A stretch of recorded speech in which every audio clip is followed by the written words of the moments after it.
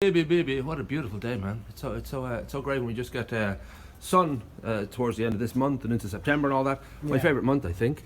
I only learnt about your work now from about a week, maybe two ago, that I just realised that you were making this wonderful little short film, which I looked at, which was tremendous.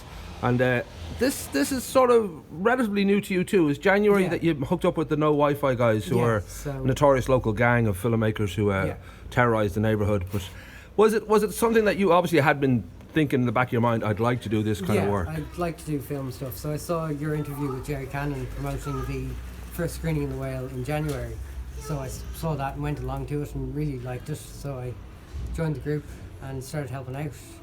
Now we should say they made you clapperboard, which is a very important job. You know, you hit that clapperboard right, you know, you got skills, you got timing, you know what you're doing. But more importantly, you asked for the raw footage on one of the shorts, and you went ahead and put an edit together, which soon had quite a few of the filmmakers in No WiFi asking, would you mind just actually editing my film as well? That's exactly, yeah. Was that something that you had already had experience with at home? Was it a sort of a revelation to you that you were good at this as well? I'd done a tiny bit of editing, but nothing major, no short films at all. Right. I'd done my cousin's wedding, so I just thrown together a quick thing from that. And it's all, I'm guessing it's all sort of home computer stuff, like you're doing it in your house. I've just got a laptop and DaVinci Resolve. It's a free editing software. Right. So. You'll have to teach me how to use that, by the way. I have no idea what I'm doing. So the love of film, or just even that sort of curiosity that is now growing into a love and a certain degree of passion, was that from early on? I don't know if your father or your mother or anybody in the family was a bit of a film buff, or where does this all stem from? My dad used to make Lego animations with all the Lego around. Right. So I helped him out, and it all stemmed from there, really. Right. Now, of course, we live in an exciting time where people with music or film can just put it out there straight away and let it sort of do its thing and hopefully catch fire with somebody somewhere. And so that's kind of it is a great time to be a young filmmaker, that you can pretty much do it yourself and it can be out there. And really then it's about, you know, if the work itself catches fire, it means it's generally speaking it was worth it. People wanted to see it. So it must be quite, I don't know whether it's thrilling, but I don't know whether it's quite nerve-wracking when you put out a piece of work. Like, it is, we'll talk about your short film now that's in the My Road Reel Festival. But is it something now that you feel, well, shorts is it for me now for the next few months, or would you like to sort of think about a feature I'm soon? going to sixth year, so I just started today, so probably shorts for now. Okay. But after that, we'll see what happens.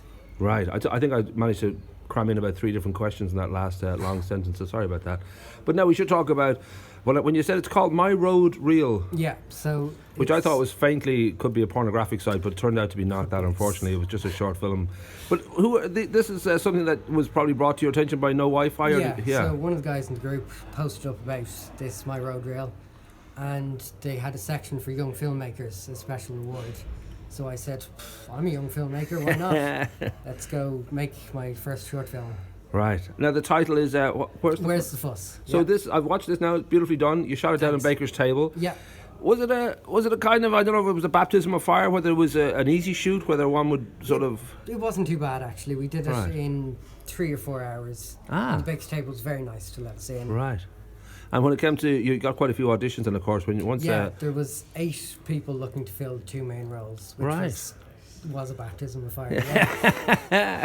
Well, suddenly you've got to choose who's going to be on the team, that and was kind of difficult. Yeah. So we know the vote is September 5th. We put the link up here, and people hopefully will throw you a vote now before the deadline happens. We're going to show your film with Talking Heads Stop Making Sense on September 5th, also here, Wednesday, September 5th.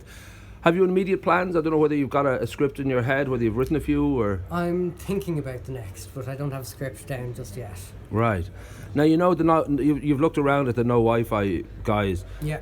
They are a rough crowd. Now, you do know that eventually you will have to move on, you know, because I think just for your own health and safety, I think it's important. You've seen Jerry. Like, I mean, look at Jerry, the poor man. He's only 27, and look at him. There's something rough there.